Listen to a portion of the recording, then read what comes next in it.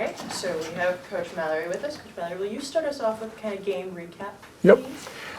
Excited about the win. Really proud of this football team and how they stuck together at halftime. I thought our coaching staff did a great job making some adjustments, and I thought our players responded in the second half to get the W. Okay, perfect. And then we're going to open it up to questions. Okay. With that, the first half was a little rocky there, and now obviously Eastern comes in who ran all over Dayton. How are you going to try to plan for a smooth first half now? Well, I think the main thing is that you learn staying in the moment. You know, I thought our players responded. They have good players. They made some plays. We did some things that were critical mistakes that I thought we came back and got adjusted, but there was no panic. But you can build off of that. And not only in the first game, but the second game. But the biggest improvement we've got to make is from week 1 to week 2. And Eastern, obviously last season was quite the battle, and now there's some changes on both the teams. So what did the team really learn from that, and now how much also does it help to play here now? Well, I think it's a great rivalry. We got two teams coming from two very well-respected conferences, the Ohio Valley and the Missouri.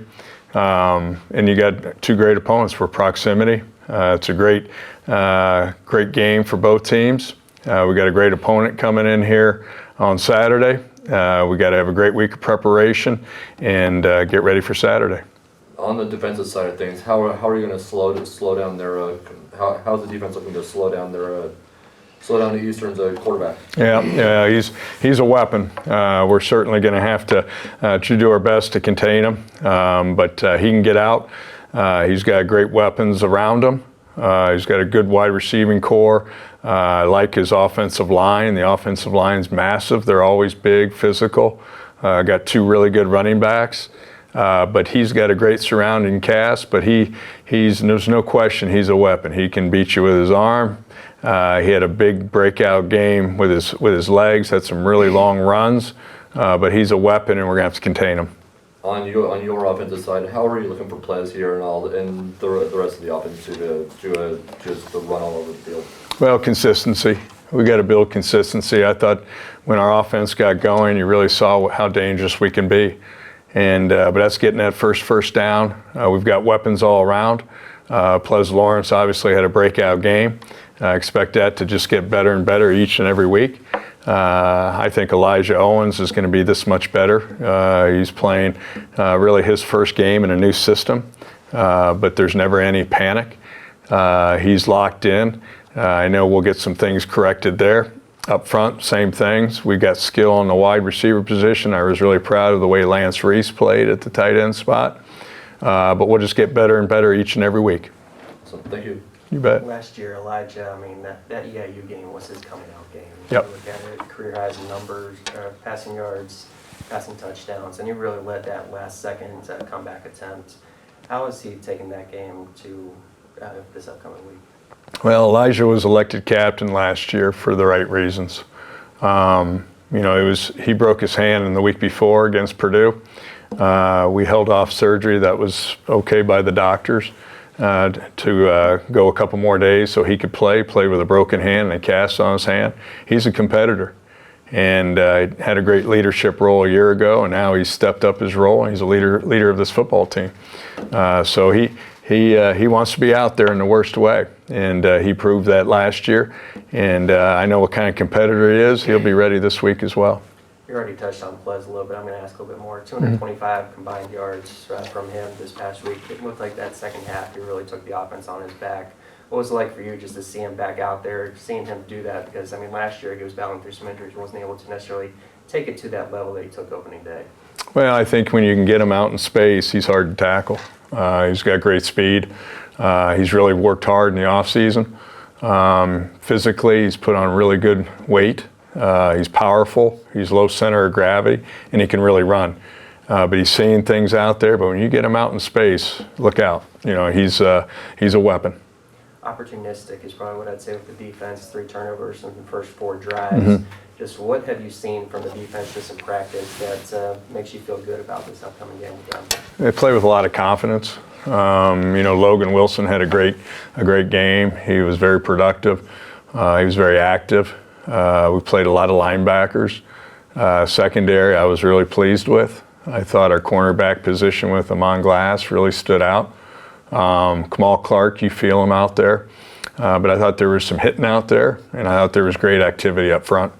We're going to touch on this here in a little bit, but the Valley is going to announce later on today that Ques Lawrence, Offensive Player of the Week, Sebastian Lopez, Special Teams Player of the Week. Sebastian in particular, I mean, what did you see from him in his first game as the place kicker?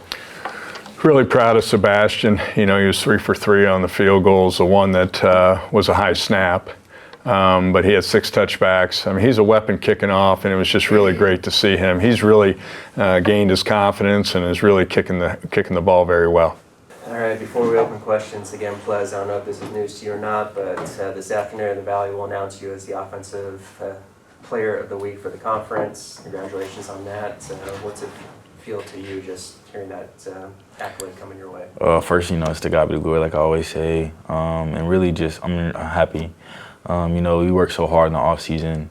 You know, like a lot of people don't know, I drive an hour 2 times a week to work out with my trainer Shakir Bell, who was once here. So just seeing that work that you put in the off season and like just seeing it on the field go, like the cuts that I worked on with my coach Banks and just seeing the O line really had my back and just blocking for me, man. It was special. So. Plez, I mean, how are you planning? You have a tougher defense coming in here now on Saturday. What's the plan to try to just continue to break through them? Just play our game. Just play our game. Just staying in the moment, like Coach Mallory always says, and just playing our game. You know, we know what we have to do. We had a tough loss last year, but we're looking for revenge, and that's what we're gonna do. You know, I feel like we're more closer as a unit than we ever have been here. So a lot of people are going to see something new out of us this week. Yeah, a couple things there. This season, what did you learn in that second half that you can really apply to a full game now? And last season, what did you learn playing Eastern over there? What I learned from this game is just that we have the weapons. We have the weapons. You know, first half wasn't really our half, but we came out and we showed what kind of team we can be. And from last season, I mean, nothing really new. You know, we had a rough game last season, but we're looking to turn it back this season. So, yeah.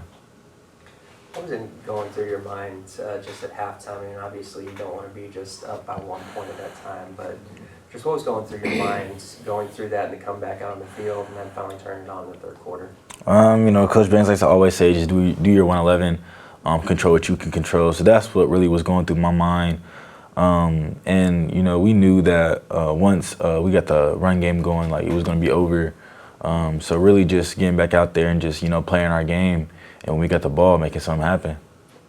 Catching that pass out in the flats after you broke that first tackle, you saw open field.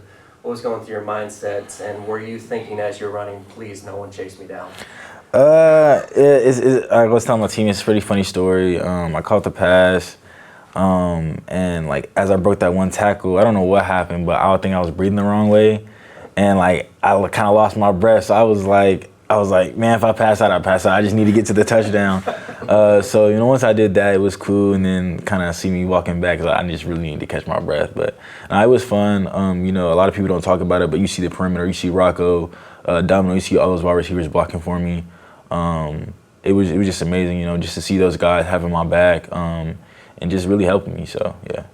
McKendry makes that late run. You score the final touchdown to really ice the game. Just how appreciative were you for that opportunity and just that moment coming away 1-0? Really appreciative. I don't remember the last time we won a home game. I think it was UNI. Not UNI, but I think it was Northern Alabama. So it was good. It was good just to get the win at home. It was good just to see all of us come together. And see what offense we can be. We had minor mistakes here and there, but we're going to get those fixed this week, and we're going to be a lot better. All right, we've got Logan Wilson joining us. Logan set career highs in tackles with 6, tackles for loss with 3, and I believe 1.5 sacks, or at least 1 sack in that game, and also blocked his first kick with a sycamore. Logan, questions? Logan, you're going to face a tougher offense this season, or on Saturday. What's the plan going in there? What are the key 3 points you'll take going into that from Thursday night? We really got to focus on stopping the run. We know they got one of their running backs had over 130 yards, and the quarterback set a record there for rushing or yards and touchdowns for quarterbacks. So just making sure we keep him in the pocket, contain him, and just shut their run game down. I think we'll be able to control the offense that way. Looking along the defensive line, I mean, you guys were active in the backfield early. I believe everyone got in there, had tackle for loss. Was that just something that you were anticipating, or is that part of the game plan going into that McKendree game? I think that's just a credit on our coaches and just all the guys showing up, working for each other, just being the most physical unit out there, and just looking to stay active, make sure we're doing our job, and everything else can fall off of that. You and Nathan both with block kicks after this first game. Any kind of rivalry going on with that? We talked about this a little bit off camera, but I mean, obviously you guys were able to get something done this past week. No, every time we're lining up, we're just thinking run through the guy in front of us and just match the hands. So whoever gets it can get it, but we definitely want to have more of them going forward. So we'll try to keep a little tiebreaker, see who can break off with the lead there.